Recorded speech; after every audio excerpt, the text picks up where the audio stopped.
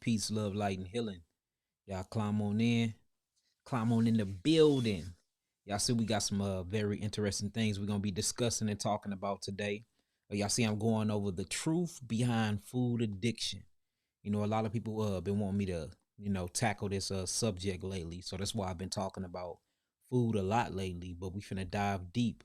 Why are you addicted to your foods and how to kick the addiction or how to kick the curve of this addiction that's basically consuming your life. The reason why you have diabetes mellitus, the reason why you have a hyperglycemia, the reason why you have liver disease, the reason why you have vaginal infections, yeast infections, candida.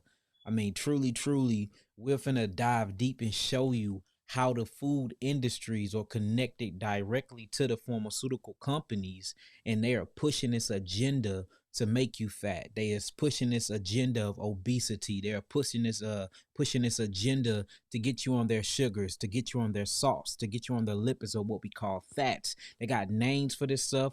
They're literally it's scientists that's connected. The food industry are literally hiring scientists to chemically make and formulate your food to keep you addicted. And we're gonna talk about it. We're gonna get deep in it today. So y'all climb on in the building. Peace, shalom, shalom. Peace, love, light, and healing for everybody that's climbing in. And look, let's talk about it. If y'all can hear me well and if y'all can see me well, type in some nines. If y'all can hear me well and if y'all can see me well, type in some nines. Let's see what we got. If y'all can hear me and see me, type in some nines. We all going to be taking live calls probably towards the last 30 minutes of this segment. So let's get to it. Let's get to it. Y'all climb in. I'm gonna wait for a couple more people to get in. We talking about the truth behind food addiction. What is food addiction? How does the brain look when you look at a brain that's on foods like this or that have become a addictive to the foods versus somebody that's addicted to opium, somebody that's addicted to drugs, heroin, cocaine, DMT, crack cocaine, any of these disease that we're talking about. If you truly just look at the brain, it's a doctor or a journalist. His name is Michael Musk. If you look at him, and he's very cool with scientists, they have literally traveled the world and just studied the brains of obese people, study the brains of black communities that's just been on sugar all their lives, that's been on candy and junk foods and preservatives and additives. They studied their brains and literally got pictures of their MRIs and of their brain imaging, and then they compared it to heroin and crack addicts' brain, and it's the same. You can't even tell the difference between a crack addict and somebody that's addicted to junk foods, or somebody that's addicted to bleached white flour, somebody that's addicted to processed sugar, somebody that's addicted to high salt diets. The dopamines in the brain fire off the same. The hypothalamus gland looks exactly the same. So this means sugar, this mean fats, this mean all these cholesterol building foods, and this mean all these high salt diets or controlled substance. These things are drugs and they are neurotoxins, and it is killing us. It's killing us. We are quick to down the crackhead, and we are quick to down the heroin addict.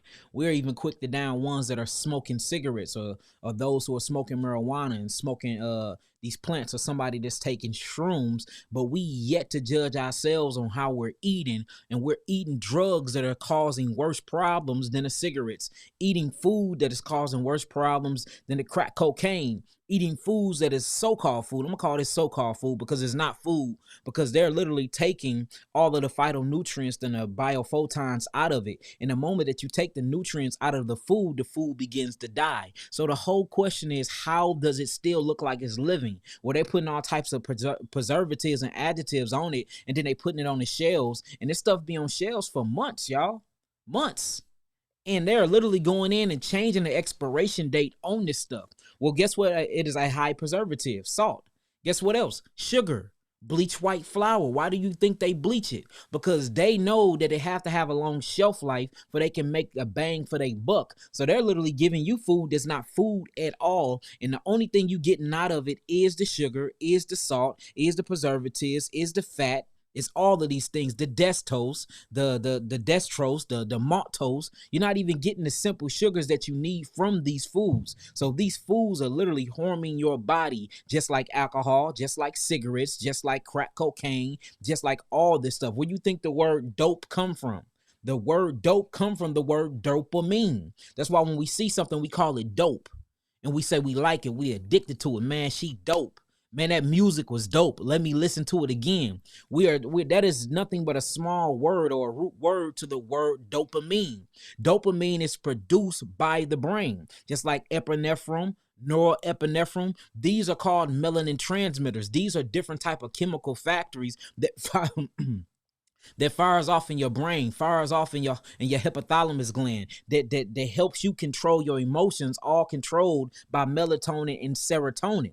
So dopamine, so high dopamine things, or that gives you a high dopamine response, or what we're gonna call they basically call it the happy drug, or the treating drug, something where you feel like you're finna get paid to treat. You notice if you look at it through an MRI, the brain just start firing off neutrons and it shows up very red.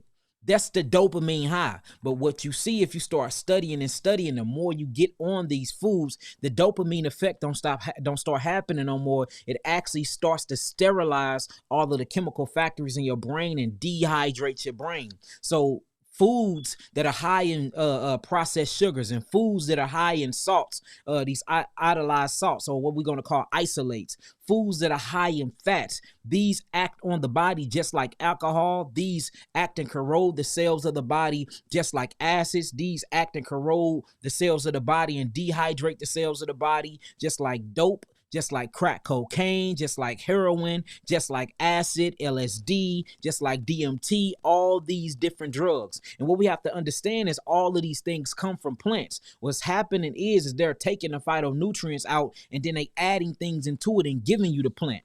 You see that? Cocaine comes from where? A plant. Heroin comes from where? A poppy plant. Sugar comes from where? A sugarcane plant.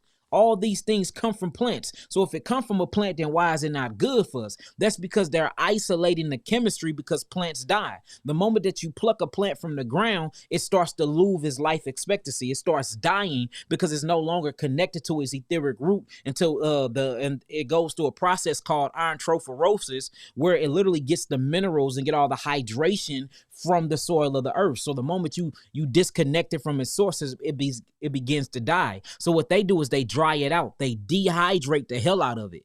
You know, because in order to even make it last long, you have to dehydrate it. So guess what they do? They suck all the water out of it, and guess what is left with? All these isolants, all these salts, high salts. Then they add more salt to it. All these sugars. Then they add extra sugar to it. Then they bleach it. Then what they do is they put it in these incubators and they mix it with the bones and the bone marrow of pigs and of cattle and of cows and of all other types of things. Sometimes they put rat poison in it. I mean, once we get into what we finna get into, it's gonna blow your mind, and you wonder why when you hungry, you get hangry, or you get pissed off, you get mad, you become rage, because you are literally having withdrawal symptoms because you need a food, you need this certain things. Or when a woman gets sad, she immediately runs to sugars and chocolates and ice creams because she's chasing that dopamine effect. She's chasing dope. Literally, she's chasing the dope. And you see what happens to it. These scientists, man, look, they're the food industry behind Shop and Save, behind all Whole Foods, all these different food industries and grocery stores in the company, the makers of these foods, these cereal brands. Literally, their employees is a streamline of scientists. It's not even regular people working. Now, it's probably regular people working in the shipping department and through the website. But who's making and producing the food? That shit being made in a straight laboratory. We got the documents. I'm gonna show y'all some documents today.